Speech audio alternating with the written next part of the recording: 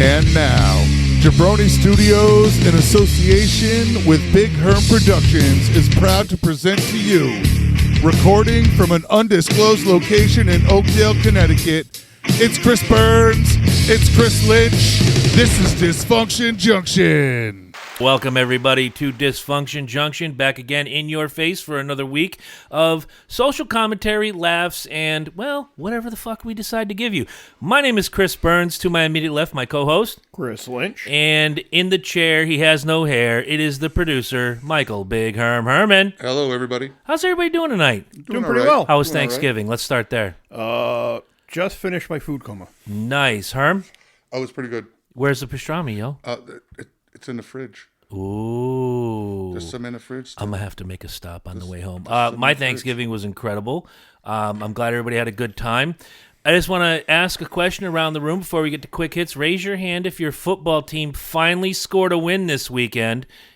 Okay, Patriots, right? Yeah. Well, you're on a winning streak. Yeah. Herm, Broncos, how'd you do? Oh, they didn't just finally score. They've been scoring all season. Okay, well, we went 68-3 for the last 2 weeks, and I'm wearing my Falcon jersey in appreciation of that. Not only my Falcons jersey. Wearing that shit pretty fucking strong, buddy. You're damn right. That was a good game. And it's my very special jersey. I told you I'd wear this when the kid came back. The kid is back.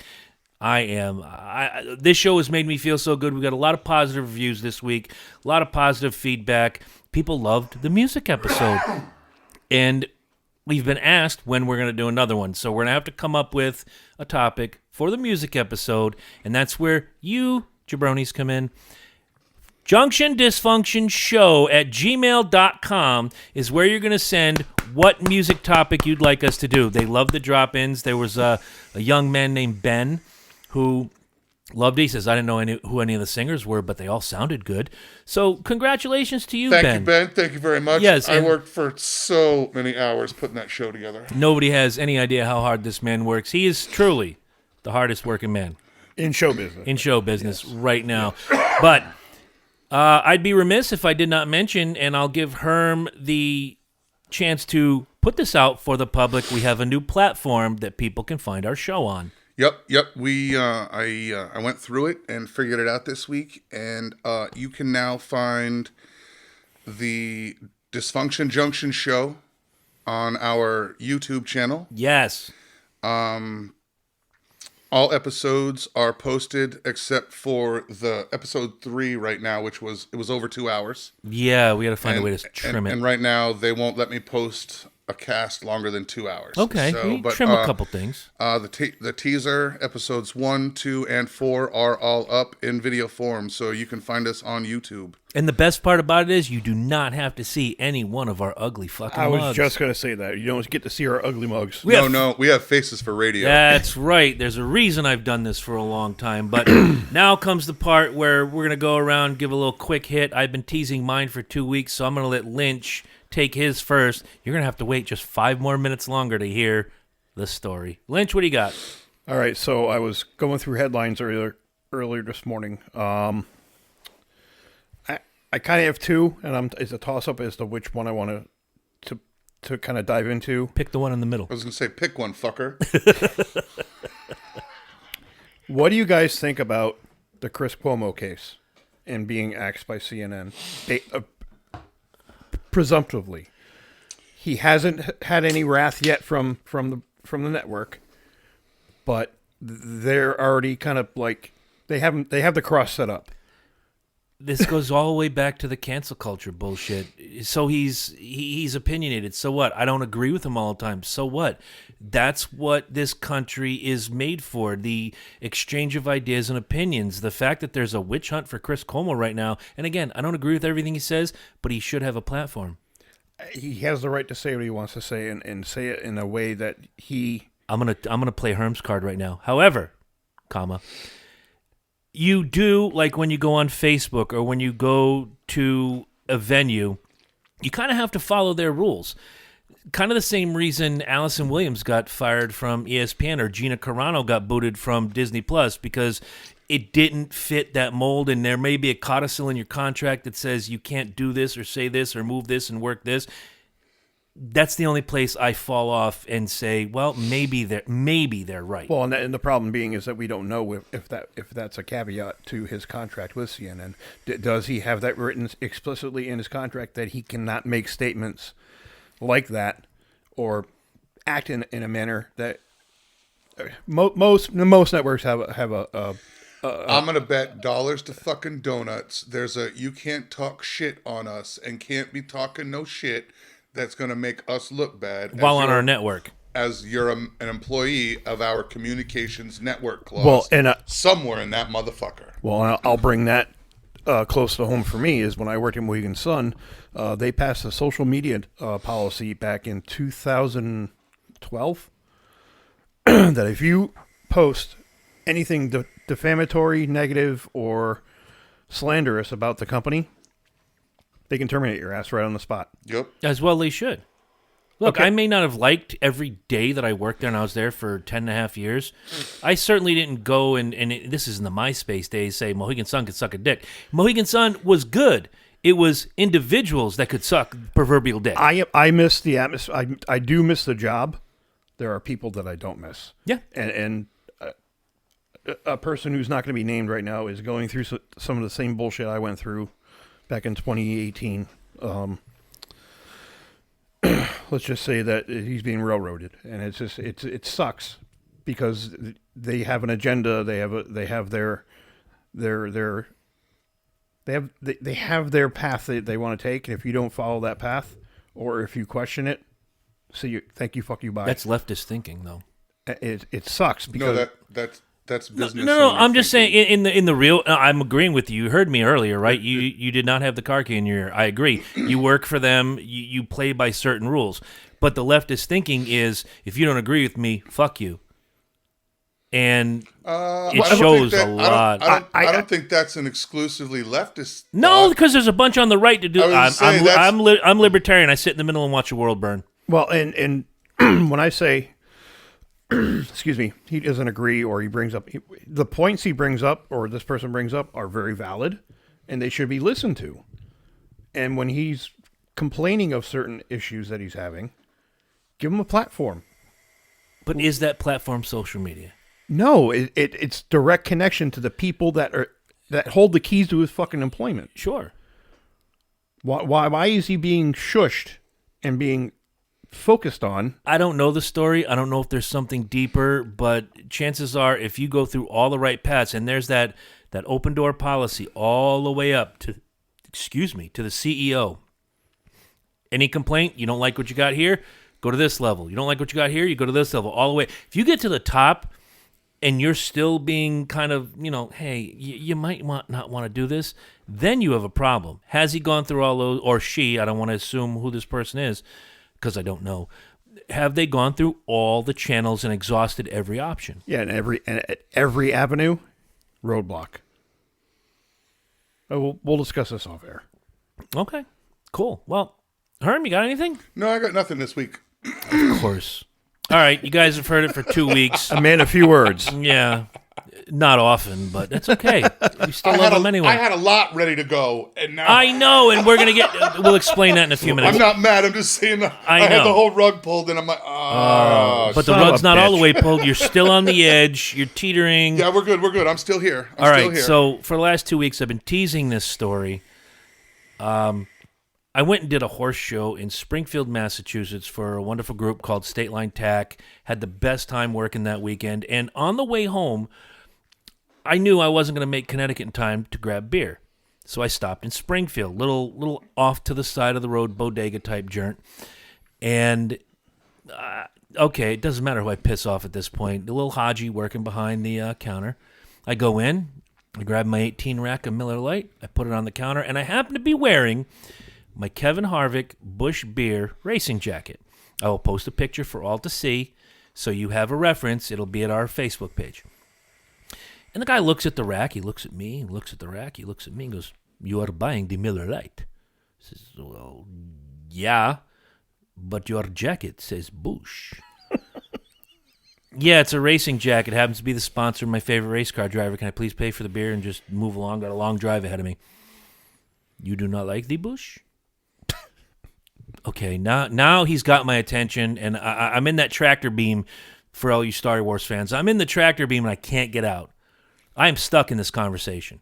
Like, I haven't drank Busch beer probably since, I don't know, I was 24, 25 years old. Not a huge fan. My favorite beer happens to be the Busch. Oh, fuck. Now I've insulted him. Now I feel like shit. I'm like, all right, well, just let me pay for this, and let me get out of here.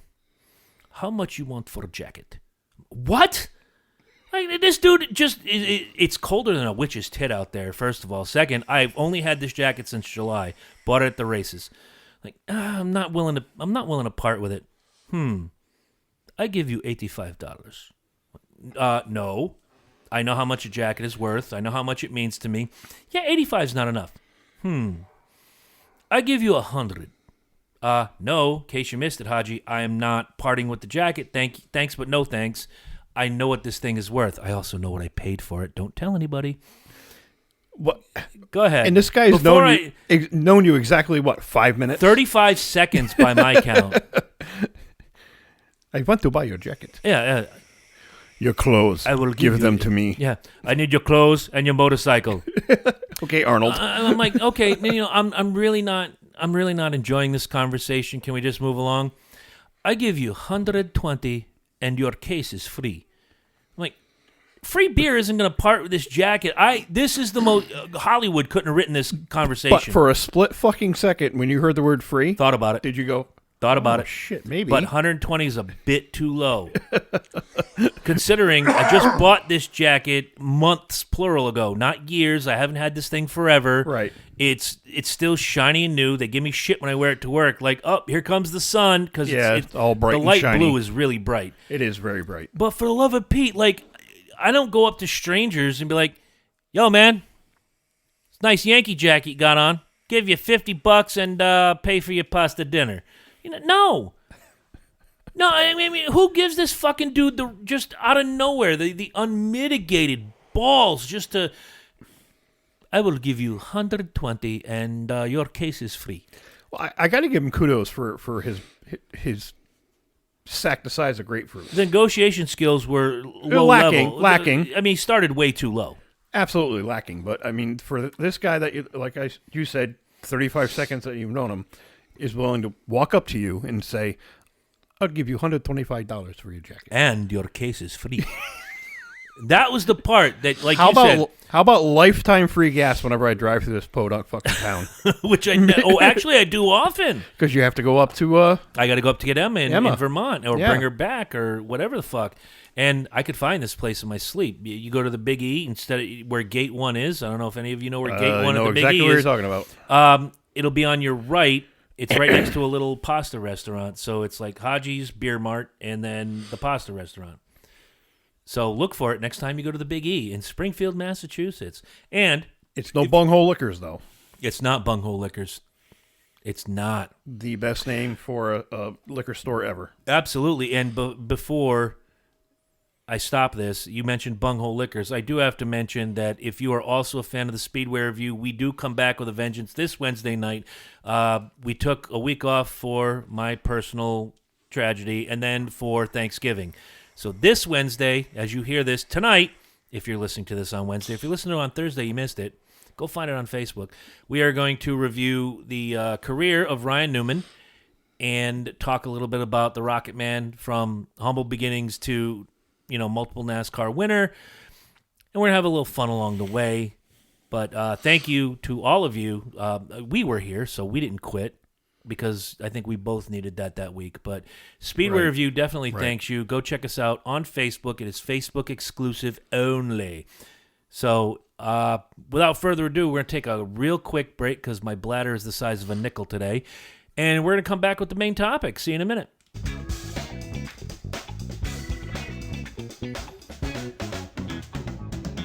God damn, I could listen to that all day.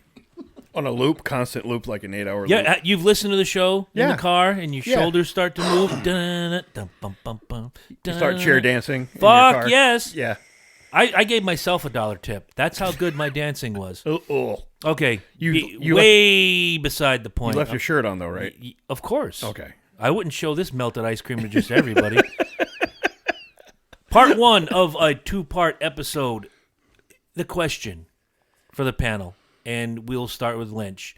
And we're all going to show examples. We're all going to talk around the table. Herm's got the timer on to let us know when the drum beat's going to start. Can someone get a fair trial in America with the 24-hour news cycle, social media, and court of public opinion weighing so heavily these days? All right, so I'm going to start with the Rittenhouse case. I'm glad you did. I am shocked. I was shocked to hear the verdict in that trial. Not me. Reason being, I was shocked, is because you just said it. The court of public opinion and the fast food media that we live in today. You are merely a phone, screen, laptop, iPad away from getting your news. Perfect case in point, about 6 o'clock tonight, actually earlier, 5:30-ish, I get a Ring video doorbell announcement that there's a fire right down the road, because I heard the sirens, right down the road headed towards Salem. Okay. This story has not been verified. So why put it out there? Why cause a panic until you find out that there actually is a structure fire at this fucking house where people's lives may be in danger? It's creating that fervor and that oh my god, nail biting experience where I gotta follow this story. In this case, not media, but Ring is plausible. Media induced fear. Exactly. They put this information out there without verifying that it's fact. And I've yet to get the notification saying that the house was actually on fire. Okay. All right. I heard what you said. But that Ring, it's all free, right? Yeah. No. You pay for a monthly subscription service with, I don't. with No, the I Ring. I don't use I don't pay for the monthly one. Okay. So you do the poor man's one. You went on, and when you signed up for all their things, you hit the accept button, right? Absolutely. Well, when you hit the accept button, you said it was okay to get all of that. You told them it was okay for them to disseminate that information, that you wanted to be part of their network that lets you know what public safety is going on around you. Understood. I can understand that point. Now, that case, I would consider slightly different than the unasked for media dissemination that is pumped and shoved. You can't open Google without it telling you shit you didn't even know you wanted to know. Right. You're 2 clicks away from black dicks at any particular point in time. I just opened up Google right now and boom. You got black dicks, didn't you? Not yet. That's actually my screensaver. You ever seen Ted? You ever seen Ted 2? Yes, I have. Fantastic scene. Yes. How to make a pot pie? Did you want black dicks? Ben, I'm sorry. I told you, bro, it's gonna get sideways. There's just shit on here I don't care about. But here's the thing: I have the choice to scroll past it, not read it. There you go. And not there you go. And not pollute my mind with the bullshit. You have the choice to read what you want to. It's their job to make you want to click on it. It's your job to filter it. I'm going to go to his point first, then Herm's point, since nobody can see me pointing other than you two. I'm going to go to Herm's point first, then I'm going to go to your point on Rittenhouse. To your point, for free 95, you're basically at the mercy of whatever they give you. You sign up for a service, much like Facebook, much like headline news or whatever the fuck. You may not like the headlines. You don't always got to click on it. As far as public safety is concerned, I'm going to lean toward him. How about verifying the information? Because what turned out not to be a structure fire could have been some lady burning grease in a pan because she forgot to take the bacon off. Or could have been a pile of burning leaves in the back. I get that. Yeah. But you're also relying. I'm with you on this You're one. relying on the knowledge that all of the programming and the algorithms in this system is going to do its job, and you trust it. I rely on one person in this life, me. You trust, But I get it. You trust the system so much that you have it in your house to notify you when things go down in your house. If you can't believe, or you're worried about the dissemination of public safety, why do you have the fucking thing in your house, and why are you trusting it to watch your property and everything? A little bit off topic, but I like the question. So You can't shit on it and Rely and on hug it. I use it for one specific purpose, and one purpose only: protect my property. Mm-hmm. Honestly, most of the shit that comes through on those little safety alerts, it's just bullshit. Bobcat in backyard, bear in the woods, this, that, and the other thing. But did the bear shit in the woods? But when you're reporting on something that's geographically pretty fucking close to me, I got a lot of woods between me and there. That shit could spread. Do I need to panic? Do I need to worry? Until you see flames, no. Now, so Well, I'm going to circle back to the media. That's for you to figure out. It's just their job to tell you that something's going on. It's for you to determine how important that is to your life. But to circle back to how the media, the responsibility of the media. And then I'll make my point on your point. The responsibility of the media is to report the facts. When media is reporting opinion without all the facts of known on the case, that creates that hysteria in people's minds. So you brought up Kyle Rittenhouse. Yes. The initial reports, and we've all talked about this before, the initial reports on Kyle Rittenhouse were led off with white supremacist, teen vigilante, none of which were true.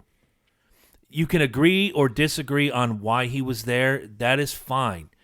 But to label that young man as a white supremacist or a teen vigilante is irresponsible journalism. Now, what you just said makes a lot of sense, and it goes into our topic, and it's going to go into our guest next week. Unfortunately, he could not be here tonight. He will be here next week. And this is, guys, when you hear this story, you're going to want to shit yourself sideways. You'll be sliding Bidens for a week, because this story has got more holes in it than fucking a screen door on a battleship. This is nuts. But I took interest in Kyle Rittenhouse and the case for two reasons. One was the initial media coverage. Was this kid really a white supremacist? Was he a vigilante? Was he this? Was he that? The more video footage and testimony and, onlookers that were there that saw what happened, and they all tell the same story. And it turns out this kid is not a vigilante. He was there protecting property where his father worked. He was cleaning graffiti. He was there to protect, like something we talked about off air. If it were you, if it were your brother, if it were your business, your life savings, you want that to happen to you? And I had this conversation with people online and in person in the last 2 weeks. What if it were you? What if it were your kids? That'll never happen to my kids. No, stop with that bullshit. You don't know that because...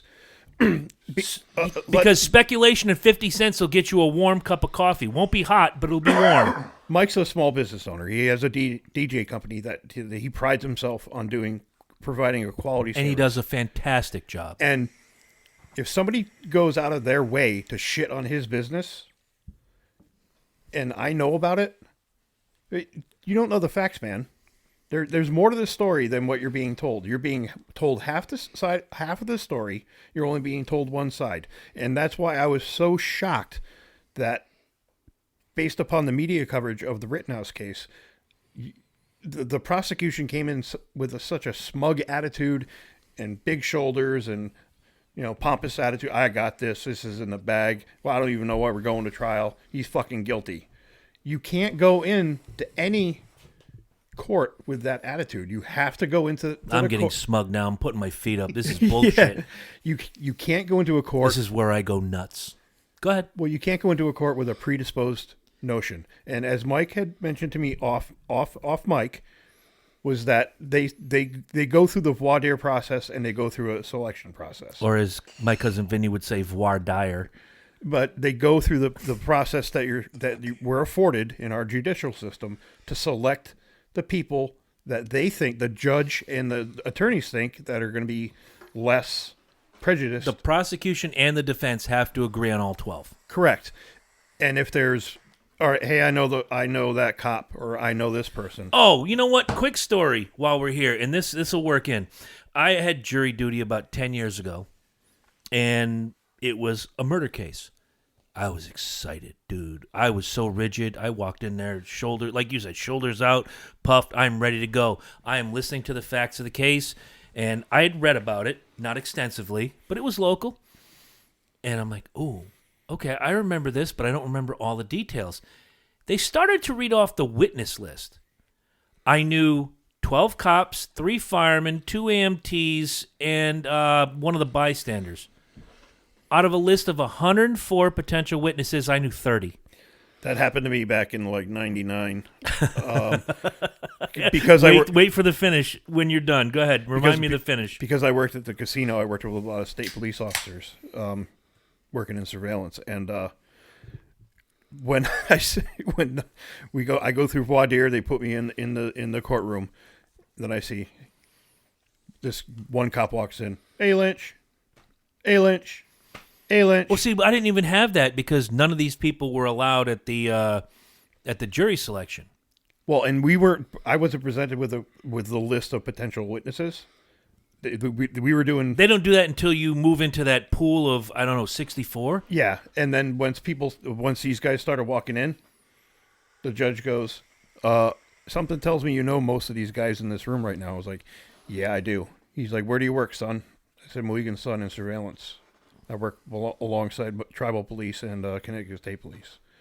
He goes, "You're dismissed." Okay, so my story goes, as we've read your little survey, we've done this, and look, I'm all about justice. I think the system works to an extent, and we'll get into that later on. It works until it doesn't. Exactly, or when it doesn't, depending on which side of the fence you sit on, it's a travesty, or it's the best thing ever. So, we've read your comments, we've read your thing here, and we'd like to know, is there any reason why you couldn't be a fair and impartial juror? And I said, well, and that's where both lawyers went, huh? Well, and it was a long drawn out well. I do know a few people on the witness list. Okay. Who are they? You got the yellow notepad. And I read off, I think there might have been 28 names, 28 or 30. And you can see the judge writing down each name or marking them off on his sheet. And he goes, so how do you know this particular cop? Him and my dad used to go fishing a lot. And, he's been a lifelong friend. Who's your dad? Former deputy chief of police in this particular town. How do you know this person? Went to school together. He's now a cop. How do you know this person? He was the best man in my brother's wedding. How do you know this? They got about eight names in, and sidebar. And they all go up. Mr. Burns, would you mind stepping outside for a minute? Sure. Now, to their credit, both attorneys were like, we've read his little survey. We have no doubt he can be an impartial juror, but the fact that he knows a third of the people on this list, we have to dismiss him. They bring me back in. We have no doubt in our mind that, I've spoken to the lawyers. They have no doubt in their mind that you could be a fair and impartial, juror, but unfortunately, because you know this many people, I'm sorry, Mr. Burns, we're going to have to excuse you. Okay, got in my car. I was pissed off. I was ready for my Law and Order moment. But Dong. But again, going back to they went through the process. I wasn't picked because I was going to fit this side's narrative or this side's narrative. And that was only 10 years ago. But going back to Rittenhouse, that was a year ago. And he was painted in such a corner that he was guilty until proven innocent. That defense team had to prove he was innocent instead of letting what we've all been told our entire lives, due process, innocent until proven guilty. That doesn't happen nowadays. And the Rittenhouse case may be the pinnacle of that of the 24-hour news cycle. Anybody could point to OJ, but that was 25, 26 years ago, and it was on TV every day. But they didn't release those facts to the public, or they didn't paint OJ into a corner until the trial started, and then everybody got their opinion. They got their day in the sun. Whereas now, Rittenhouse already had these two fake narratives put over his head: white supremacist, teen vigilante, and now it was up to the defense to. It's always up to the defense to prove their client's innocence or what have you, or to give them a fair trial. But in this case, he was painted with such a broad brush that the defense had extra work on their hands. So how difficult is it now to find a impartial jury pool because of said 24-hour news cycle, fast food media, Twitter? You got Twitter, Instagram, Facebook, you name it. Any social media venue right now reports on this shit constantly. You'd almost have to find. You have to find somebody who lives in fucking Somalia. That, or you'd have to find a bunch of 78-year-olds who don't know how to work social media, and everything's from a newspaper. And a lot of newspapers in the country, my former favorite is now very slanted, the Washington Post. Yep. I've always sung their praises until about 2 years ago when they became woke folk. Your job is to report the news, not to report a narrative. There is a page or two for that. It's called opinion. Put it there. Don't put it on the front page. Right, and I feel that most newspapers or news websites now are just an opinion page. They're not. They don't state the facts, or they state things that you don't know to be true up until the point, and it hasn't come out in discovery and trial. It hasn't gone through trial. Give the guy a day in court. Because there's something everybody deserves their fair shake in court. There's something that Johnny Regular down at the pizza joint does not know about this case, or it may be a million things that Johnny Regular down at the pizza joint does not know about this case, but he's already clouded by what has been fed to him, whether it's through Facebook or through Twitter or through Google or through any number, if these people read at all sometimes, because if you listen to some of these people during the Rittenhouse trial, they didn't know what that protest, or I say protest kind of ironically, it wasn't a protest, it was a fucking riot. They thought it was about George Floyd. Wrong. It was about Jacob Blake, who is alive, but Jacob Blake was in the process of stealing his girlfriend's car, knife in hand, was going to toss her out, take the kids, his kids, but doesn't matter. Jacob Blake's also a career criminal and a convicted pedophile. And after 3 requests, drop the knife, drop the knife, drop the knife, he was fired upon. It's not George Floyd didn't need to die, and the Derek Chauvin case went exactly how it should have went. Derek Chauvin went to jail. I agree. George Floyd did not need to die. No, he did not. What not. people forget is that George Floyd was in commission of a capital felony at the time of his arrest/death. Was it murder? No, murder is done with malice and forethought. But he died. He should be, that cop, Derek Chauvin, should have been rung up. In the Rittenhouse case, no, people had him under the jail before the facts of the case even came out. Well, and then he was on the ground when he fired his first shot at the guy who, what's his nuts, who he shot through his bicep. Rosenbaum, and tore up his fucking bicep. Yep, and and he was hit in the head with a brick, and he was and a skateboard. In a skateboard.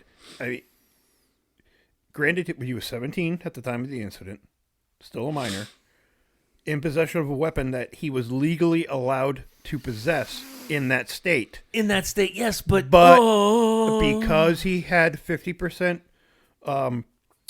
citizenship in that state between his father and mother, it was legal for his father to give him that weapon. Okay, so you're painting. This is the letter of the law, right? Okay, and that's what people ignore. People will disagree with me, and they have. And I trust me, I understand exactly where they're coming from. Does a 17-year-old need to be carrying an AR and an AK or whatever fucking automatic rifle? It was an AR-15. But do they need to have that? No. He could have easily had a Glock 9, Glock 40, a fucking 357. Could have had a Saturday Night Special, for crying out loud. A little 22p shooter.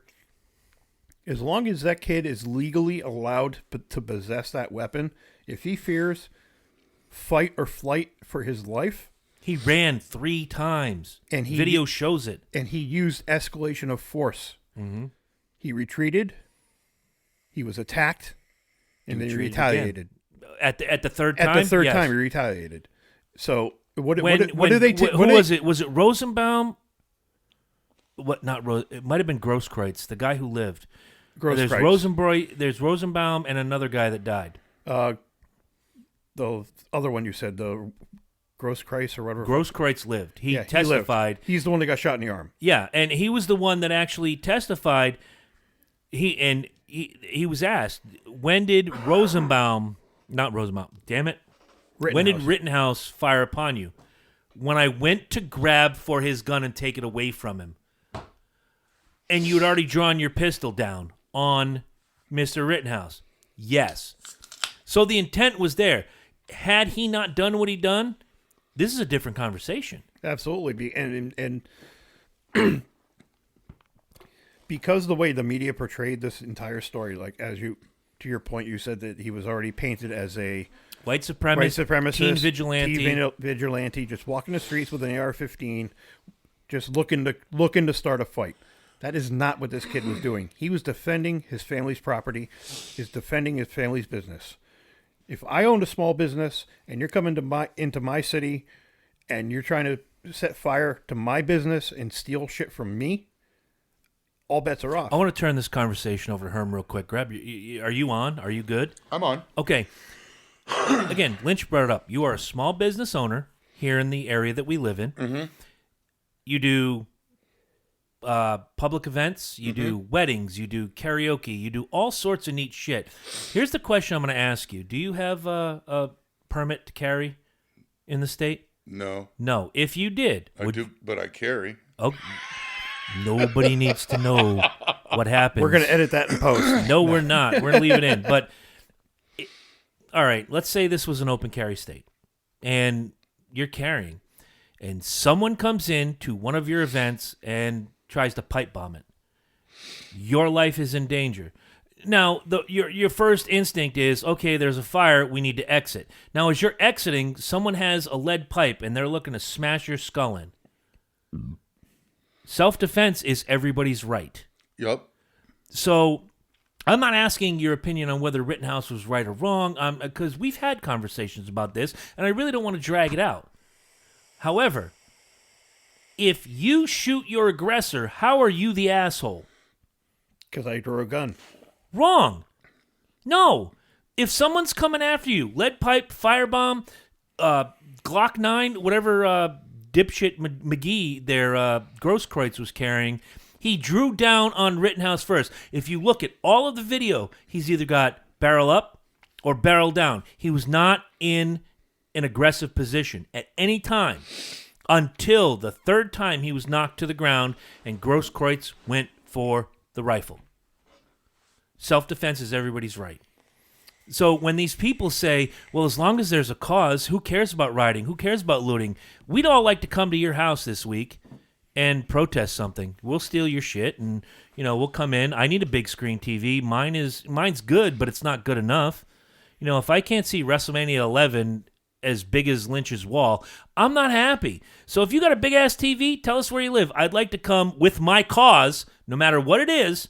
I want to peacefully protest with fire and with theft and with bodily harm up to and including murder.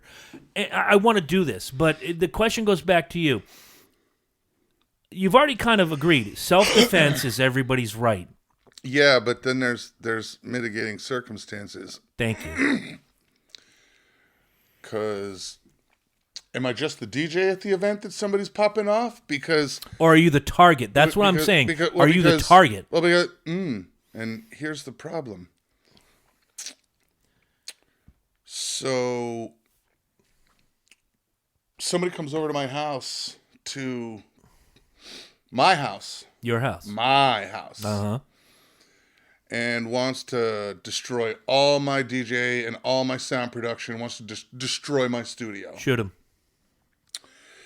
Right. Fucking shoot him. Okay. But Travis decides to pick up a AR-15 that I gave to him as a present one year. Is he legally able to and carry? Stand outside.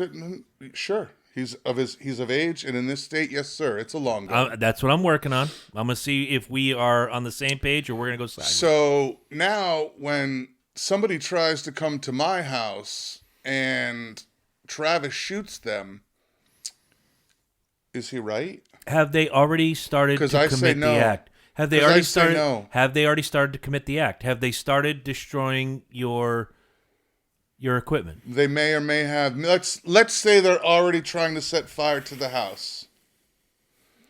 I'd say he has every right. I'd say he doesn't. He's protecting I'd his say, dad. No, we're gonna I go would sideways. I would say that that's my house. He lives under my rules on my property. Where are He is- you? Where? Okay, He's fair only question. there. His right and his position is to call the fucking police. Is Whether his now, life if in that- danger? Huh? No, Is you his know what? life in danger? Could be, Could be. but Self-defense is his right. Could be. But, But under what case? but I'm going to agree with Has Mike. he Can he been- just go inside the house? Well, Because if he there- just goes inside the house, then there's no problem. You just said mitigating factors. Has he been attacked? Has he been threatened? Has he had aggression put upon him? Those are your mitigating factors. Maybe so, but it comes down to, was it Kyle's business he was trying to solve and trying to save? No, it was something he thought he had a part I of, and honestly- something that he thought he was part of. I But honestly- honestly and truly, his parents or his father made that fucking business. I honestly think, and Kyle was just trying to be a hero a little bit. Hey, fair point. However, I will say that every American, if I walk down the street and a dude's beating up an old lady, I'm going to defend the old lady. I'm gonna intervene. That's being a good American. That's being a good citizen. American, I'm going to take that word out. Strike American from the record. That's just being a good person. Okay? So if 1,000 people are burning down businesses and you're trying to stop them, that's just being a good citizen. That has nothing to do with the right or the left or gun nuts or anti-gun people. My man was just trying to be a good citizen. And my opinion may differ from you.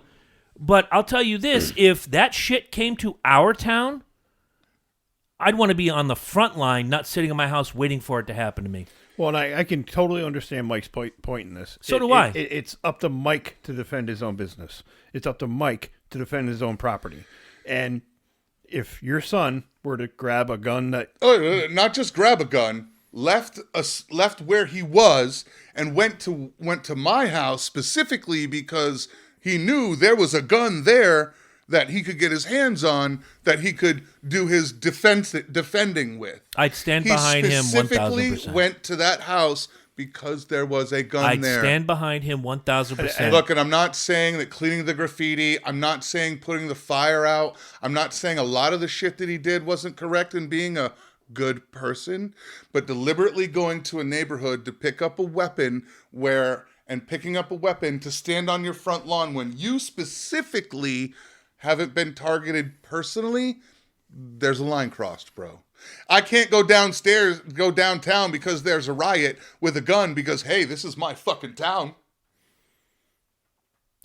I'm a big believer, and you know this, I'm a big believer in defend what's yours. And we can all say... I agree with that too, we can say, but none of it was his. When it comes to my house, my property, my life, my wife's life, and my livelihood, I'm going to defend it 110%. But none of it was We his. can all stand on ceremony. I will concede to agree to the point that I you're don't making. disagree with him. I may have a differing viewpoint, but I don't disagree with anything you said. No, and I would never. My children have not. My children have been raised to stick up for me.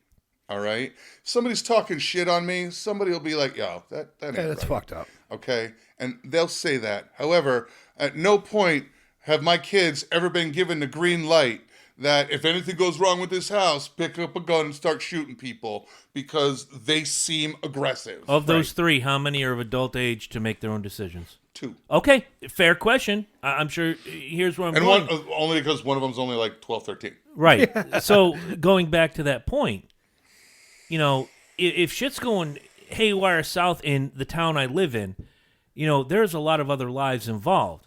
They may not be able to defend themselves, and much like this particular point at that quote-unquote peaceful protest, the cops were told to hang back. Absolutely. Doesn't matter what's going on. Let the fucking town burn. Just stand back. That's not. Well, you're a police officer. You know damn No, well. I'm not. I'm sorry. You grew up around Yes. the police. Yes, I did. My mistake. No worries. You If I was a cop, I might you're- shoot myself. I don't You're know. embedded with that. You know that under certain situations, all right. And I'm not saying that all situations are correct, but there are certain situations where you've got groups of people and completely that are overpowering the police. Well, and here's the problem: is that And now your problem is if your police stay, they're all gonna die. and I you're have a counter to that, but you're underpowered. They have better guns than you. They have stronger guns than you. Right. You hold the weaker. You literally hold the weaker position. Anytime I've heard in the stuff I look at on YouTube, and these guys are do a lot of research before they even publish a video. The reason that 10 cops show up to deal with one guy is you want to have the upper hand on the situation. You want to be the king in the chess piece. Right. If it goes south, you want to have the upper hand. Have the power. before the crazy train gets off the rails, we're talking about the due process. But I guess my question, going back to your point about the police, and I'm sorry to have cut you off. No, we go are ahead. going way off the rails. What is the on a lot of these cop cars around the world? What does it say on the side? to protect and serve. To protect and serve, or protect and defend. Well, I think a lot of what we're talking Then get about, out there and protect and I fucking think a lot of defend. what we're talking about rolls into what causes these situations. Fair. Because cops are painted in such a negative light. Granted, there are bad cops out in the world. There are assholes in the world who get a badge and a gun, who think they're Johnny Big Dick, and and just want to act like an asshole when they interact with the public. Act like, or just exude their personality? I watched a video this morning after Megan went to work. This young lady was accused of shoplifting at a Walgreens. The employee said they saw her stash shit in her jacket. Mm-hmm. Okay. Her story was, I put everything back. And the cop said, did you? Because Now I have a legal right for search and seizure. correct. Now I have a legal. I have a purpose to search you. And he said, look, I'm going to give you the chance. If you have something on you, cough it up. So after about 5 minutes discussion, she gets a little emotional, a little upset, and she starts pulling shit out of her jacket and putting it back in a little buggy. Thankfully, they never found us, Herm. And at the end of the story, she said, well, I'm homeless and I don't have a hat, I don't have gloves, I don't have this that I need, and I'm really sorry that I did this. I'm already on bond for something else. And the cop made the best decision I think a cop could make. He fucking bought her. I was just about to say, I hope he did that. He bought her hat, gloves, pair of pants, stuff she needed because she was living out of her fucking car. That's beautiful. Now, but this was a guy who's anti-First Amendment right auditors. He's not anti-First Amendment. He exposes these fucking. Oh, okay, I know what you're talking about. He exposes these guys who just go out to courthouses and Spews the bullshit. and just spews bullshit and antagonizes cops to get into a situation. And he was being ironic and he was being sarcastic. He's like, "Oh, look at this mean ass cop buying this young lady. That's the best way to do it. Shit she needs Best way to do it. to get through her life." Now, the public doesn't see the highlight reel of that shit. All they see, Oh, they're gonna cut and paste and show you what they and want. they're gonna, like I told you before, skewing they're gonna the narrative. They're gonna fit their narrative to what they want to portray, either the defendant or the police or whatever, what have you. In this case, they're gonna paint the fucking narrative to make it look like this guy's already guilty, and how. And you're literally, journalism is polluting the journal pool. The jury pool, rather. Okay, not the Germa pool. Jury pool. I swam in one of those once. It was not fun. But they put all this bullshit out that they can't verify, they can't prove, they don't know what is fact. They're giving you an opinion on what they were told, not the actual facts of the case. Okay, I like it. I would rather report a crime. All right, so Chris Lynch goes to the 7-Eleven down in Montville, near Mohegan Sun. Mm-hmm. He draws a weapon. He demands money. He gets money. Gets in his car. gets in his truck, flees, gets arrested. That's all you need to know. Then you don't want news. That is news. That is news. No, that's not news. That is news. The rest of I it don't is know for if the any court. of you. I don't know how any of you have been watching TV lately. With a very jaundiced eye, as you've known. But there's these things called sponsors, and they're the people that actually pay for the TV show that you're watching. And the same way that your employee doesn't want you to talk any shit, and the same way that your employer can tell you that this is the rule, and if you don't like it, too bad, and this is how we want everything to be portrayed. Gentlemen, it's a business. Sure, but if you're going to portray yourself as news... Okay, And but wait, let me finish the then- point. Then you've if got you're to gonna portray yourself then you've as got to news, shit on completely the complete other side. either you shit and on their it, false narrative either you too. shit on everything, Or you hug or you put yourself out there as Channel 3 news and opinion, because the news is this happened in Lafayette, Indiana. Right, but you guys are remembering that when the Kyle Rittenhouse story started, that where do news stories come from? Events, things that happen. No. Events are just things that happen. You better enlighten me, or Oh, I'm I'm going going to to. light you up. I'm going to. I can already Events see are just where things he's that going. happen. Okay? News stories come from sources.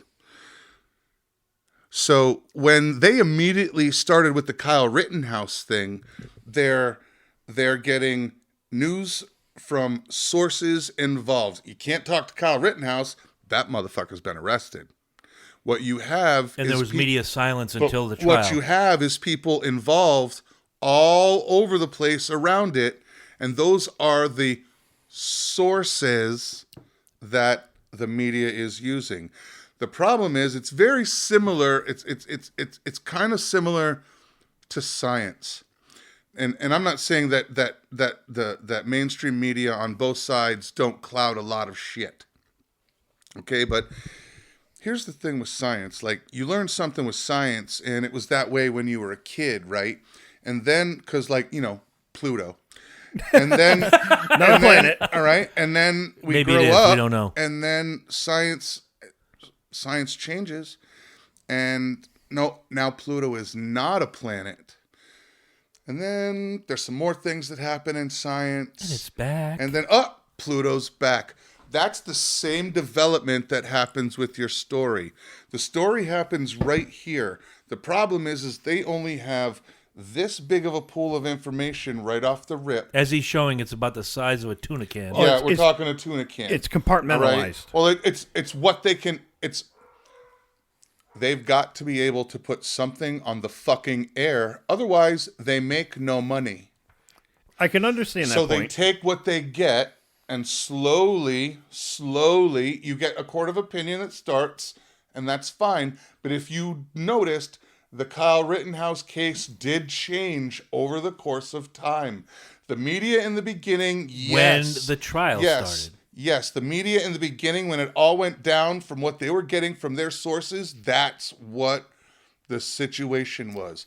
But as they learned more from other sources, that story changed, and they rounded out on him. And the media, when the trial went down and the verdicts came out, the media was not very... They were not all over him. They were kind of just reporting what the fuck was happening, and Very you kind of see it. very It was reserved. only in that beginning to try to get somebody to launch on the story. And So I will agree to that point we because have to remember that in the beginning, when these stories happen, you're only going by the little shards of information they can get to put a story together. Okay. And they might overstep their bounds and fuck up when doing it. Having had friends in print media, I've never known anybody in broadcast, like big broadcast. When I say big broadcast, I don't talk about local radio. I talk about Like big three, like major, yeah, major ABC, channels. NBC, CBS, CNN. You can go down the list. MSNBC, whatever the fuck. I've never known All those anybody in channels that that won't world. take my phone calls about this podcast. Pretty Yeah. much. Responsibility in journalism is a big thing. How many people did you talk to, and how did you come to 7 hours after this happened with the words white supremacist, teenage vigilante? And I'm not saying you're wrong. Everything you said made sense, and Well, I'm very much enjoying your point of view. A lot of that is your producer. Your producer, let's be honest. I want the best fucking show I can make out of you, too. You're getting it. All right? If I 'Cause I'm can half come up- hot right now. Right. If I can come up with a term or a phrase that you'll pitch that works and tightens it up just a hair, as a producer, it's my job to make sure that that show goes better than we had thought it was going to be. And I think that term is well done. And that's kind of where it goes. The producer of the show and the guy running the show, those people want viewers. Well, they're Or listeners. All right, so And they your, want your con- journalists. they want content. There's a constant conflict between your journalists and your reporters, and what your producer and the people that want to make the show hot and big want to push. right. So it's and the problem is it's we call it the media, and a lot of it comes down to a lot of the actual journalists take a lot of shit, but a lot of that comes down to what the people behind the scenes. It's the same thing, dude. I make you guys sound fucking amazing. All right? That's my job. While My sounding job- like a disembodied voice in the process. Right. My job is to make you guys sound good, to listen to the show and tighten it up and make it sound as the best it can. There's somebody in a room somewhere fighting the truth and the reality that the journalists are trying to report with just enough sensational and trigger to make you come back and watch the evening news tomorrow night. Okay. Journalists are only going to regurgitate the facts, not facts, but the stories they hear. Now, here's where I'm going to go sideways, and he's taking off his cans. Go. No, because the question's for you there, Harry Crack. I can listen. Oh, for the love of fuck. Anyway, you brought up something similar earlier. If Chris Lynch goes to the 7-Eleven and here's what happened. All right, let's say for the sake of argument, there is not for the sake of argument, this is fact, there is a Jamaican grocery in Middletown. Yep. So Mike's tough for money. Maybe he is, maybe he isn't. I'm speculating. Speculation is worth a hill of shit. But Mike maybe falls upon hard times. He needs money. He knows the Jamaican grocery makes a lot of money. He goes in there with a gun, no matter what the gun is. We can see by looking at Herm, he's a white guy. So Herm goes into the Jamaican grocery, robs the Jamaican grocery, makes off with, say, $600 in cash. He feeds his need, albeit by sideways, avenues, and he goes. Now, with today's media, he's a white guy robbing a Jamaican grocery. All of a sudden, he's a white supremacist. Now, I've known this guy 30 plus years. Well, At no point has he ever said anything to lead me to believe that Michael Herman is a white supremacist. But that's what the media is feeding you. Now, do you think, no matter what I put on social media, no matter the calls I make to the newspaper, no matter the calls I make to the local television station or even the big names, where I say, look, I've known this guy. I can tell you everything you want to know about him, from the way low down dirty to the top of the line, angel fucking wing gimmicks Jones. They don't want to listen to me. Because like he said, and this is what I agree with the most, sensationalism sells. But if that's him that's going through this, you're fucking right. I will stomp my feet and light a match to make sure that this guy gets the fair coverage he deserves. But I'm one guy. And his wife's probably going to stand right next to me. Stomp her feet and light a match. What matters is give the people the right, just give them the information, because I'll tell you this, if I ever heard of either one of you going into, and we've gone through this, you and me, on a separate note, and that's maybe a way long story for another show, 2 or 3 years into it.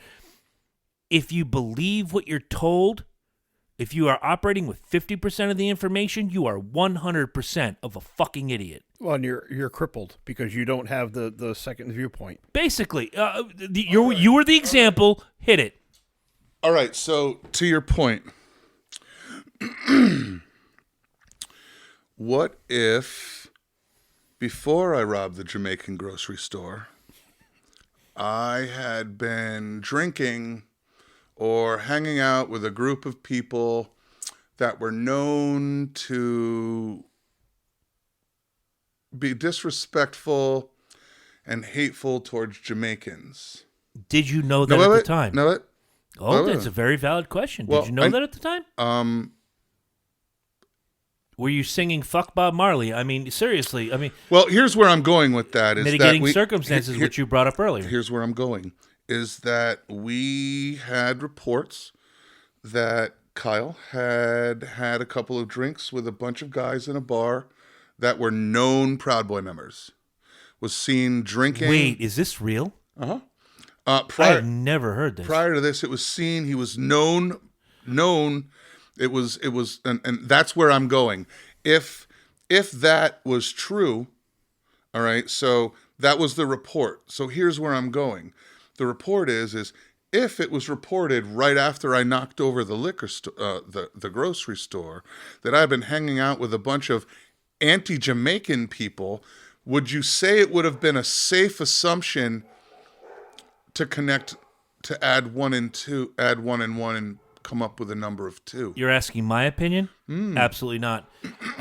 Because so I can totally drink with the KKK and go.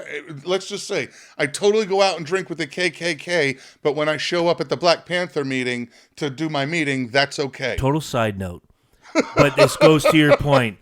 But nobody at the Panther meeting is supposed to be mad. Sometime around 1999, I met a dude that worked at the casino. He didn't work there long, and he seemed like a righteous dude.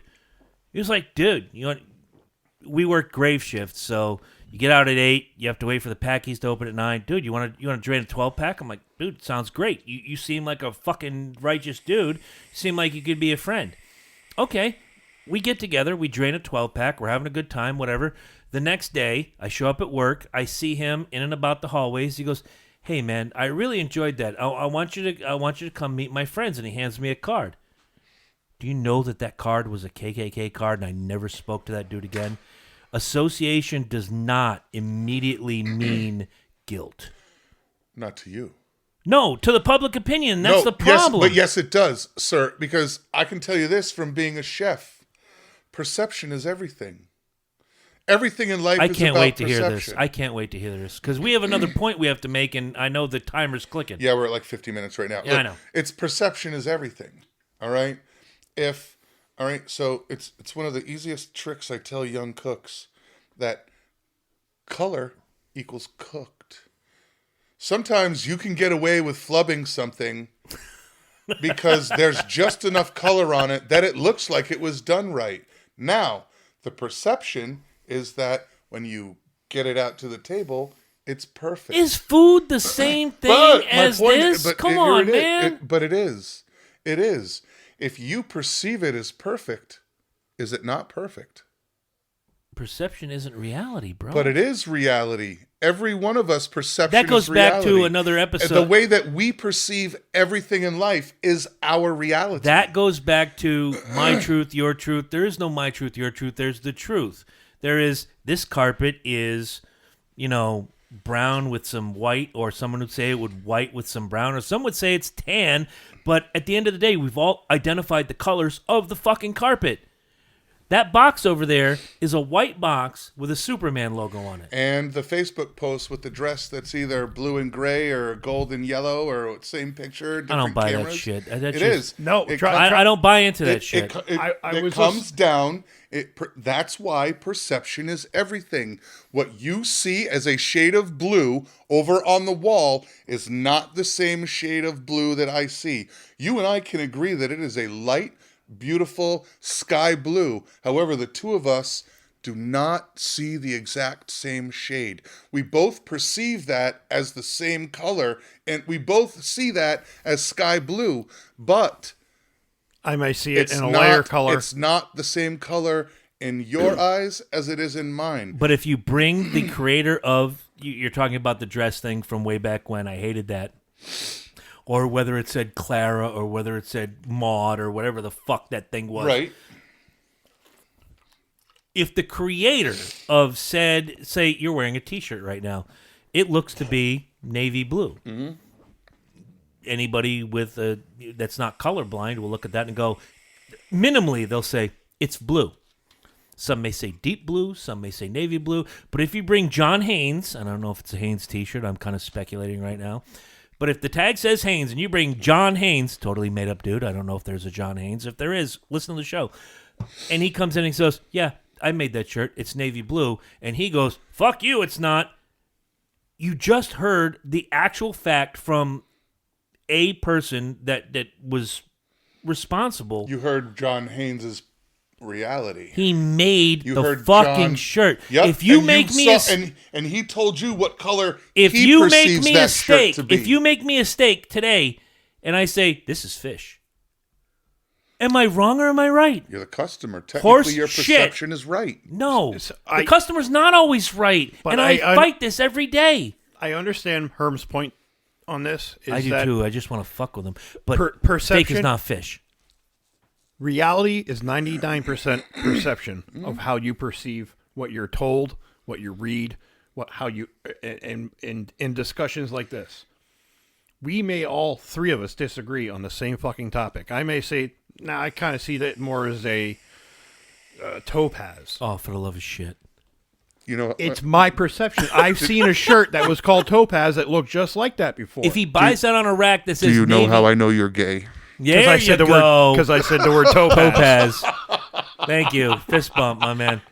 But I understand the point he's trying to make here is that I perceive. All right, that's what color do you think this is? Lime green. Okay, you Yeah, I mean, it's a lime green color, and to me it's lime green. So that's one point we all agree on. Okay, so we By the way, for the sake of those that can't see, Lynch is showing his dick. and it is lime green. It matches his shirt. it's a fucking And it's as big as a Pringles can. you beat me to the punch, you asshole. That's my job.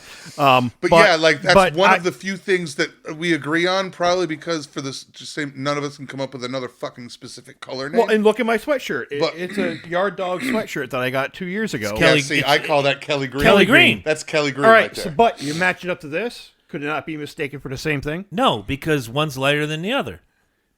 in your perception?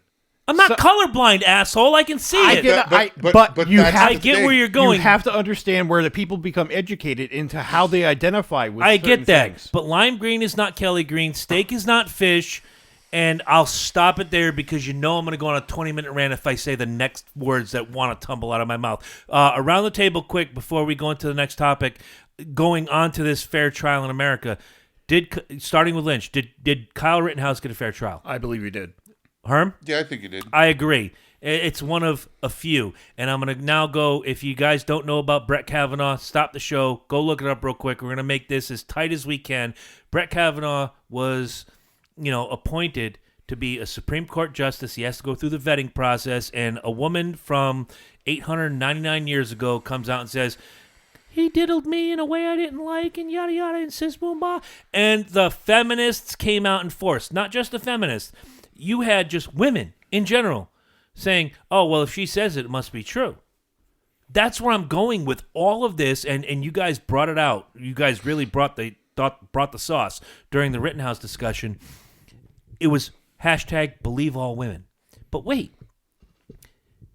can women not lie? Can women not do things? And men can do it too. Are they biologically predisposed to not be able to tell a lie? And only No, men are? absolutely not. And that's So why so- I stopped it there. Shouldn't we question? We believe, but I say question all people. everybody? I say question all people. Let the dude have his day in court. And what happened was, as the Kavanaugh thing went on, and I don't want to say her name because she doesn't deserve my recognition. I do know her name. I'll never forget her name. But as it went on, it came out that, well, I may have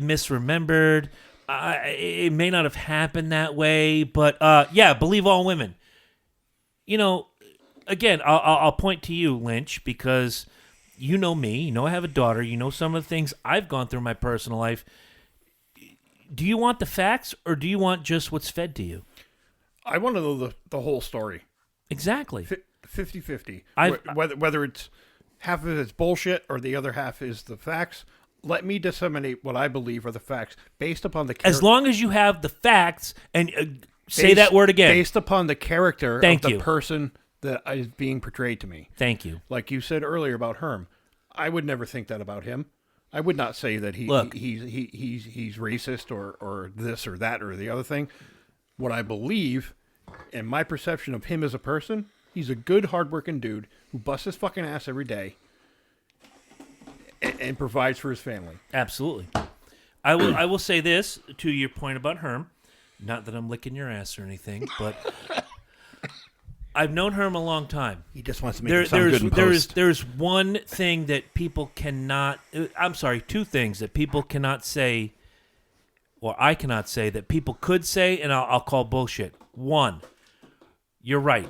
Herm's a hardworking motherfucker. Two, if anybody were to call him racist, I'd call bullshit.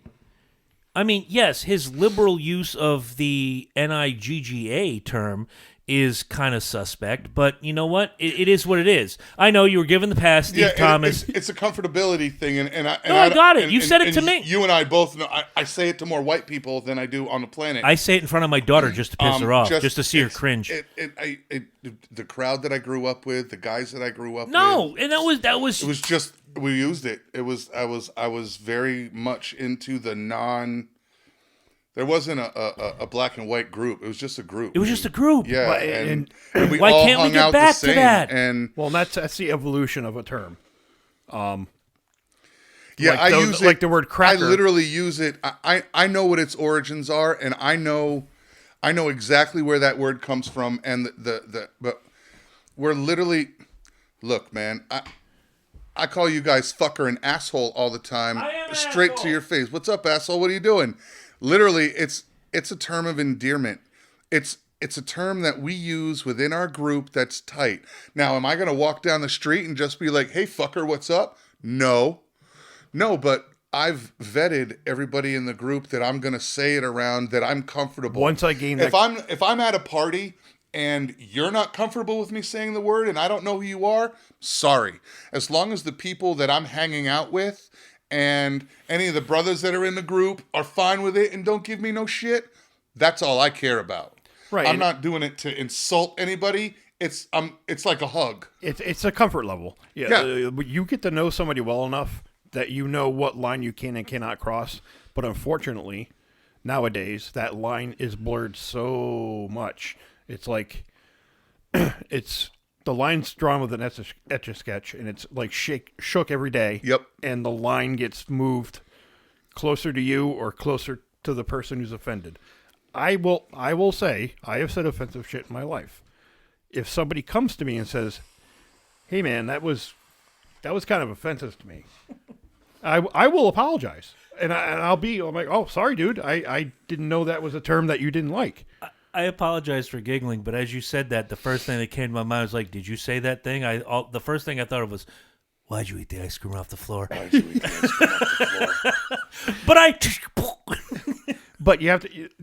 That's my point. Is like you have not say cater, but you have to understand. You have to know your audience. You have to know the people that you're. Say it again for the people in the back. Know your audience. Exactly. And people who have known me or known Lynch or known Herm for a lot of years know that we can say some sideways shit.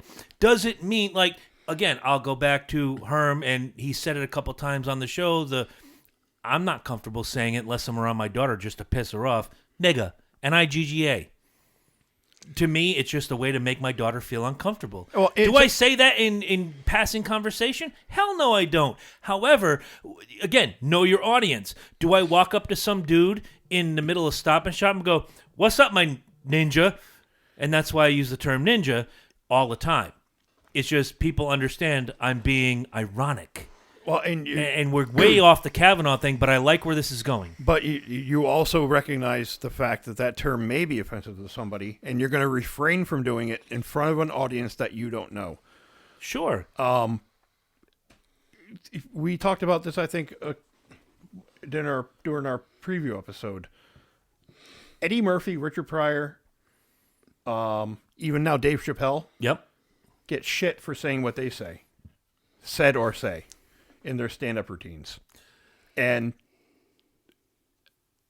with Eddie Murphy and Richard Pryor, it was a sign of the times. It was kind of like You cannot judge somebody from 1981 with 2021 eyes. correct, but it was. But Christopher Columbus statues are going down all over the country. But it was- Thomas Jefferson, for fuck's sake. Another Cripes. article I read. One of the 20 most horrendous people in the history of the United States was Thomas Jefferson. Are you shitting me? Anyway, moving on. Going back to Brett Kavanaugh, and I love the points everybody made. When this woman was discredited, the backlash, the public opinion was, oh, believe all women. Believe all women. Well, if we believe all women, I shouldn't probably talk to Herm ever again. Nor should either of you talk to me ever again.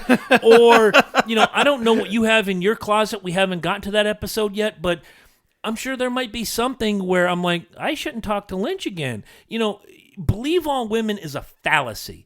It's just a blanket term, and I understand it. Women have been just not villainized, but victimized for a long, long time. But the victim mentality has to stop. Well, I'm going to take the word woman completely out of that, and it's... Why? Listen. Oh, Christ. If you go the gender route, I quit. I'm throwing that fucking gauntlet down, because if we talked about it earlier, Harvey Weinstein. Yep. Oh, good point.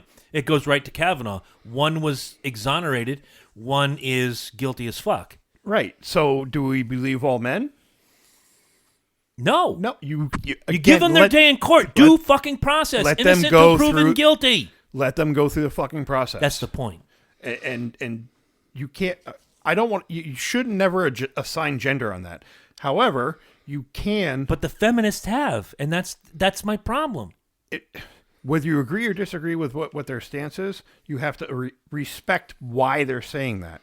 It's just like Black Lives Matter. It's just like Indigenous people. This is Indigenous Peoples Month. I fucking learned that. I was 2 days ago old when I learned that this month is Indigenous Peoples Day. As well month. it should be. Watching a commercial on fucking TLC or Before Discovery. Whatever the fuck sorry. it was. But, Every land in this country, in this world, has been conquered by somebody else. Okay, let's go to the fact that before the Europeans came here, tribes were fighting each other for land. But if you believe the uber liberal bullshit, everybody lived in peace. Everybody held hands. Everybody sang "Kumbaya," and then here come the evil white folk, and this is stolen land. Well. Yes and no. And there's a people who really are already fine... here, oh, my God. But there's a really fine line between stolen land and, as the wars broke out, conquered land. The people that were already fucking here when we got here from Plymouth Rock were fighting each other to the death. There's a river that separates two towns in this area, right? And there are two casinos owned by, at the time, way back when in 60, and I'm not exaggerating. You guys hear me say 1863 all the time. That's an exaggeration. But in the 1600s, the 1700s, those were warring tribes. And you had multiple warring tribes. You had the Mashmuckets. You had Mashantuckets, the Mohegans, the Narragansetts, Cripes. I could go further. There's there's a handful, maybe a handful and a half of tribes that were fighting over that land because they... No, but if you believe the uber liberal side of this, they all held hands and sang "Kumbaya" and they traded beaver pelt. Why the fuck do you think that we're not in cahoot? The Mohegans are not in cahoots with mashed Nantuckets. Duh. Mashed potatoes, as I call them. Mashed potato. Listen to you, ladies and gentlemen. My co-host Andrew Jackson. He's well done. Much like my co-host David Duke. I mean, sorry, throwback. But understood. You can't. Everybody's looking at these historical figures through 2021 eyes. But I'm going to say this about Brett Kavanaugh. I'll say it about O.J. Simpson. I'll say it about Kyle Rittenhouse. You have to look at it through the eyes and the facts. And the problem with facts are they're subjective to who's reporting the facts. Now, when they go to court, the facts all are laid out on the table beautifully. Whether it's by the prosecution or by the defense, everything is put out on the table for you to digest. We just passed Thanksgiving. Everybody had a spread in front of them, right? You had the turkey, you had the green bean casserole, my favorite part. You had the yam thing with the marshmallows on top. Wait, watch Herm. The gravy with the little teeny onions. Yeah, see 'em? Teeny tiny onion. And you have this whole spread, and you get to pick and choose what you like. But that doesn't mean everything's not delicious to somebody. Right. The problem I have with the mainstream media right now in the last 3 to 5 years is that it's so way liberal that you just there's no real hard-hitting facts. Let's go back real quick. Did Ollie North get a fair trial back in 87?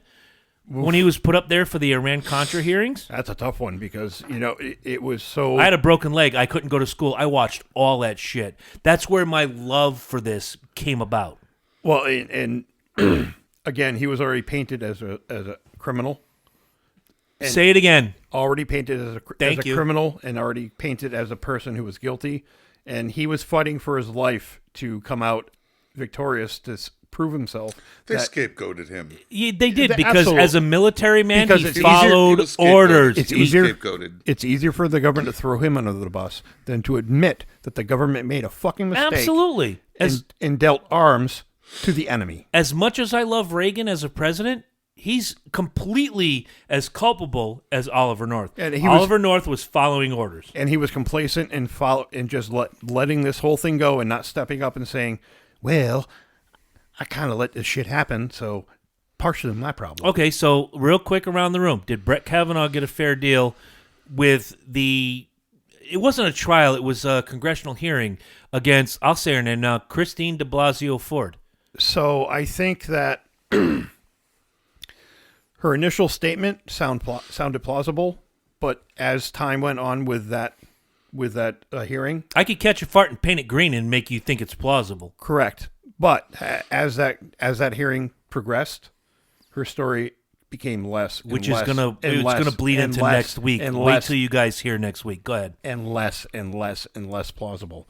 When you start admitting that you may not have remembered facts in the correct way, or you misremembered something, or that whether you were complacent in this or whether you were an active participant in it, that punches a big hole to me, being a reasonable person. And that's the important part of being a juror. A fair and You have to be reasonable. fair and reasonable, and use your proper judgment. Now, here's something I wanted to bring up really quick: is You're pointing at me and I don't like it. no. Let's just listen. This is horseshit. I just point to point. I'm pointing. Oh, okay. I'm pointing at the Evil Dead poster right over there now. No, you're pointing at me, ass face. He's right behind you. So now I'm the evil dead. So Hit it. you're tried by 12 people who are supposed to be your peers, correct? That's what they tell you, yes. Okay, so that's what we were taught in elementary school, all throughout junior high and high school, and college if you went there, that the justice system and through our due process is that you are being tried by 12 people that have fair and reasonable judgment on the facts as presented to you. And the presumption is innocent until proven Correct. guilty. And you have to have that presumption. That's the key part to this. All right. So I'm in fucking Danielson. Why are you in fucking Danielson? I'm just using it as an example. Oh, okay. Nobody goes to Danielson unless they live there. I'm in Danielson at GA 132 or whatever the hell it is up there. The courthouse, yeah. The courthouse. I'm in jury duty.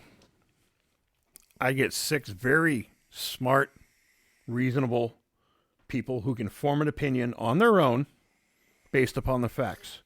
I get 6 fucking backwoods dirt farmers window-looking booger flickers who can't formulate a fucking sentence. Don't hold back. Tell us how you really feel, man. Booger lives matter. But you understand my point. They may not know about the case because they don't have the access to the case. It could be because they can't fucking read either. It could be because they don't understand the case. The fuck? They fill out that survey. They don't understand what's being asked of them. What they're How do you feel about capital punishment? Fry the motherfucker. well what their obligation is to serve as a juror. They don't get it. They're just there to I'll show up for 5 days. They're going to get paid by their job if they have one, and they're going to get a stipend. You get a stipend of $50 a day. Yeah, right. And heaven forbid they don't last 2 days. Now they have $100. Hey, Helen, we can go get fireworks and do the thing we always wanted to do. Well, so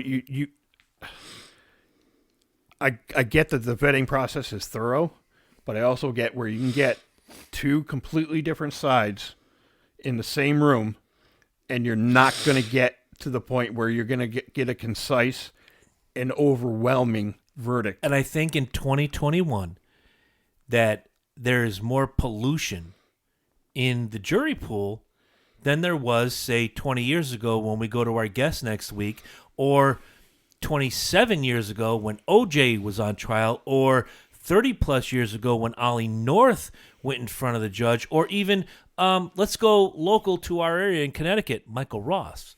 Who did not read about Michael Ross? Do I think Michael Ross got a fair trial? Yes, I do. Yes, he did, because he admitted to everything. And scary story, he came to my parents' house when we lived on Eastern Point Road in Groton to try to sell my mom life insurance. And I guarantee you, if I had not been home that day, something sideways might have happened. Something bad might have happened. Let's not, I don't want to say let's respect the dead, because fuck him. He died for a reason. You've met my mom. I have. She's batshit crazy, but she's still a good woman. And she's not an ugly woman. Attractive. No, yeah. She's always maintained her physique and all this shit. Had I been in school that day, had it not been a Saturday, I'd be talking about her posthumously. You don't know, but I would potentially be talking about her posthumously. If you look at the list of victims, and guys, if you're not familiar with this case, if you're listening in the other worlds of society, Michael B. Ross, you can go to murderpedia.com, one of my favorite sites. Awesome. And look up Michael B. Ross. The list of victims is from 14 to 28. I dare say, God and my bless mom her, was right in that scale at the time. She was under. How old was she at the time? I was born in 72. He got rung up in 84. He'd been doing this for 5 years. She wasn't 25. My mom was born in 71, so do the math. No shit. If your mom was born in 71, you're a fucking anomaly, because you were born in 72. Don't do this. Check yourself. When was your mom born? She was born in September of 71. So and your she was a year old. 2 years older than I am. Your mother's 51. No, I'm not 71. Sorry, 61. Nigga, I'm just doing some math. Nigga. So she was 10 when you were born? Let's try 51. You. All right. No. All right. I'm born in 72. Yes. August. She was born. How old was she when she had you? Let's start there. 18 years old. So 71, so 53-ish. So 53, 54. If I'm doing my math right. Dude, do you need a calculator? Where the fuck are you? Do you know how human pregnancy works? All right. My parents were married. You can't get birth to a child before you were born. It's not possible. My son was born in 71. I was born in 73. 52. I was 52. born. There But wait. I identify as being born in 1932. You can't stop me. You can only hope to contain me. So my mom is almost 20 years to the day. Thank you for that. Right. Okay, 20. Oh, 20. Oh, rock and roll. Let's rock. Wait, hold on. So Ross does his thing between 78 and 84. And this was in 1983. So she's 69 this year. Yeah, so she was about 20. No, because dude, when he was doing his thing, dude was already 12 years old. I was 11. Yes, she was almost 30. If she was born in 52, So she was 53, 30-ish. She was around 30. 29, 30. I'll buy 30-ish, but I'm not going to buy you were born by a mother who was a year old. Fuck you. Fuck me, I'm not the one who failed at math. I had Mort Krieger as a teacher. Math was never my strong suit. Clearly. However, did Brett Kavanaugh get a fair shake, yes or no? I think he did, and he didn't. I think that because of her backpedaling, it kind of just made it more publicized than it should need be. The end result, I think his exoneration was justified because the story didn't stick. Okay. Anytime you backpedal after you make a bold statement like that, he diddled me, he did this, and he did this, and when you're put in front of Congress or whatever, a judge, jury, executioner, and say, well, I'm not really sure if that's actually how it happened. That punches a hole in your story, and it makes me not believe you're a credible witness. So I can't 100% admit to the fact that what you're saying to me is correct and true and accurate. Okay, fair. Herm, did Brett Kavanaugh get a fair shake? I did not pay a whole hell of a lot of attention to the whole Kavanaugh thing. Okay. Read up on it before next week. I will. Just, I will. Just give me an honest answer. I know what I know what happened. I just did not follow it. I think he got a fair enough shake that he got the appointment he was looking for. So Fair enough. So but I don't know enough and didn't follow the case closely enough to make like real critical remarks. But again, I think he got a fair enough trial to get They got his appointment to the appointment Supreme that he Court. was looking for. Well, and that's why I said pre-air is that I Yeah. didn't follow that as closely as I followed the Rittenhouse case. Once you started discussing it, shit started going off. I'm that guy. I'm the guy that watches all of this stuff. And I said it earlier with a jaundiced eye, but for me, it's my country, it's my town, or it's my this that. I want to be as educated as I can be on these subjects. Here's the problem I have, Chris, and it just maybe just me as my personal opinion, is that I can only handle so much bad negative news. What he's saying is, I don't want to be a dick to you right now. However, I'm going to be a dick to you right now. I can only handle so much bad news and just negative bullshit in my day-to-day life. Understood. There are certain things that I have convictions on, and there's certain things I'm like, this is another... A Supreme Court justice deserves my attention. But to me, it just screamed of another Hollywood person saying, "Oh, I wasn't given a fair shake in my audition." We talked about Weinstein earlier. Why not take a quick hit around the room? Rose McGowan started it. She did, and you know what, good on her because her stories were detailed and verified. But the difference between Rose McGowan and Christine de Blasio Ford is that after Rose McGowan came out, there were like 17 others. Go back to Bob Barker. People wanted Bob Barker hung by his feet, but he was having an affair with this woman for 20 years, and she's like, give me money or I'm putting the story out. He goes, put the story out. I don't care. I got nothing I've to already hide. made peace with my wife. Let's do this. And you know what? He basically said, I got nothing to hide. Yeah, right? Fuck it. So, going back to that, the more people that come out and tell the same story, you're more and I'm not saying the court of public opinion is right, but the more people that come out and say, not two people, not one person, but we're talking about 20 plus on the Weinstein side, say, yeah, this happened. This is real. Yeah, he invited me to his hotel room at Cannes Film Festival, and I walked in, and he was naked jerking off in the corner. Right. Two people, not a valid story. 22 people, I'll buy it. I'll take that all the way to the bank. I'm just real curious, and it's going to be a real quick answer before the drums start hitting. What is the most, in your opinion, and make it ridiculously brief, the most egregious public opinion court case ever, leaving Rittenhouse out of it? Ooh. Where the court of public opinion had determined fault before the jury and the court and the prosecutors and the judge got involved. Wow, that's kind of coming out of left field. It makes sense because next week, I want to preface you guys, next week, we're going to have a very special guest. His name is Ryan Thompson, and I don't think got a fair trial. He's local to us. He's a really good dude. And I want him to tell his story, and then we're going to ask some questions. Originally, we had him scheduled for 30 minutes, but because we're breaking this into 2 parts this week, next week, we're going to give Ryan the fucking run of the floor. If he goes an hour, he goes an hour. We don't care. And I think that's fair because after reading up on his case... And we're going to ask him the same question at the end about his trial. Right. Did you get a fair shake? But in your opinion, it could be national, it could be local, it could be whatever. What is? And if you can't answer right now, I'll go to Herm. What case was the most egregious where the court of public opinion outweighed the actual fact? I don't know. I don't pay a lot of attention to that shit. Oh my God, I'm working with retards. No, you're not. I just I'm don't watch. not fucking with you. I don't watch national news.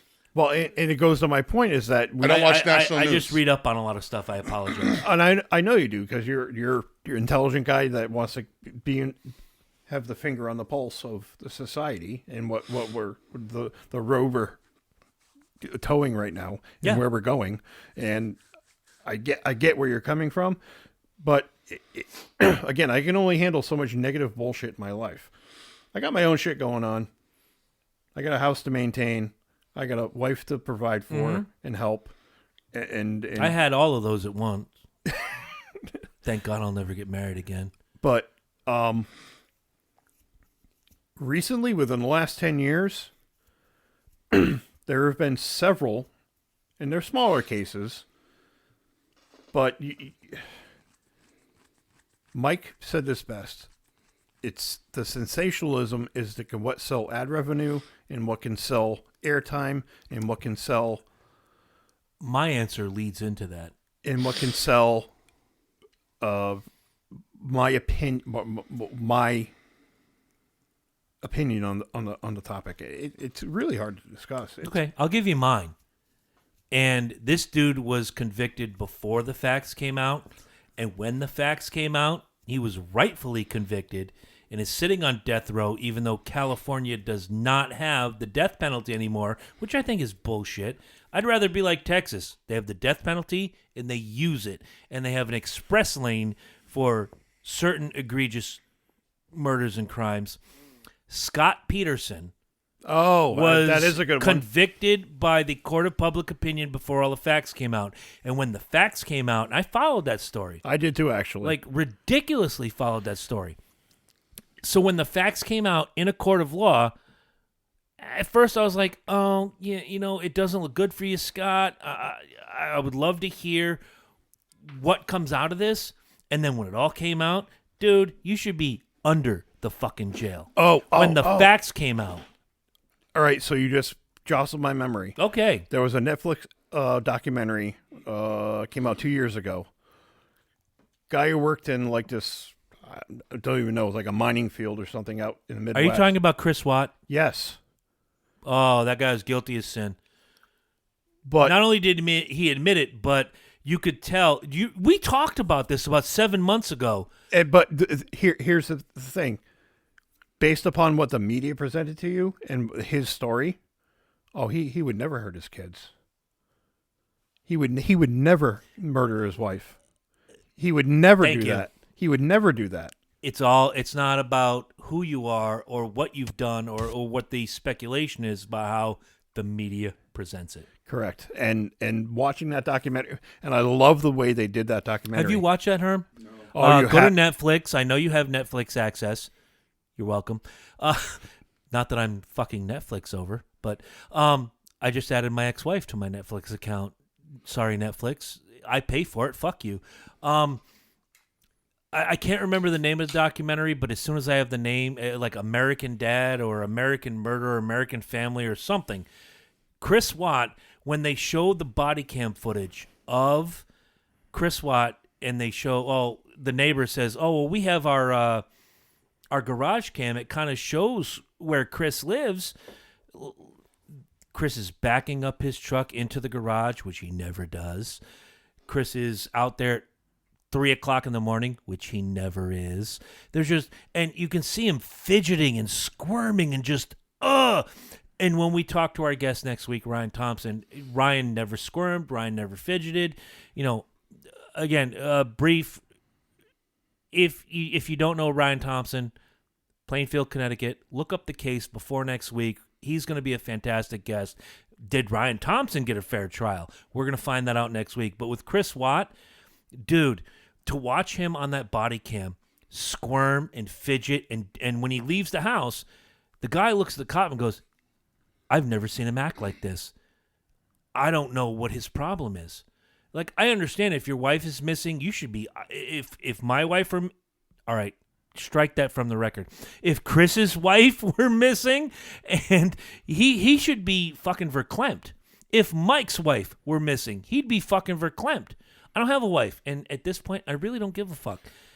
It's called American Murder, The Family Next Door. Thank you. Look that up on Netflix. Link that to Herm, please. Yep. He'll be watching that tonight. Released in September 30th, 2020 on Netflix. Great fucking documentary. Really great documentary. When you're done with it, I don't care what time. Don't call me. Text me, and I'll get back to you in the morning. You tell me what you saw. Because I could see it in his, like you said, his body language. Yeah, his demeanor. His demeanor. When he did the interview live on television, he was already speaking in the past tense. Oh, much like Scott Peterson. It was very matter of fact. Well, Lacey was. Wait a minute. What do you mean Lacey was? Lacey is. First of all, Lacey, I'll say was because I didn't know her and she's dead now. Lacey was a hot piece. Woo! That was a good-looking woman. I wouldn't have killed her. But, hey, Scott Peterson's different. He went after the skinny potato chip face bitch. Yeah. And he deserves what he gets. And I hope he gets raped in prison every day. But I hear drums! We'll be back next week with an exclusive interview. Ryan Thompson is going to tell his story, and this goes right back to tonight's topic. Can you get a fair trial in the age of social media? For Lynch, for Herm, I'm Chris Burns. We'll see you next week. You are Chris Lynch. Hey, do us a favor. Yes? Post that PDF on our Dysfunction Junction page with the affidavit for the appeal. Will do. Drums are about to kick hard, so we got to go. See you when I see you.